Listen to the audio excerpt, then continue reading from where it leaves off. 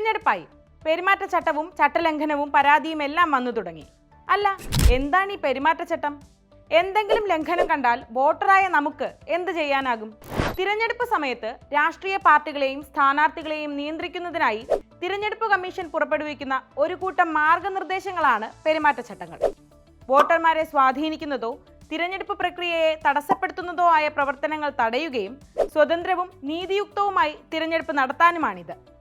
എന്തൊക്കെയാണ് ഈ മാർഗനിർദ്ദേശങ്ങൾ? തിരഞ്ഞെടുപ്പ് പ്രഖ്യാപിച്ചാൽ സ്ഥാനാർത്ഥികൾ സാമ്പത്തിക സഹായങ്ങൾ പ്രഖ്യാപിക്കരുത്.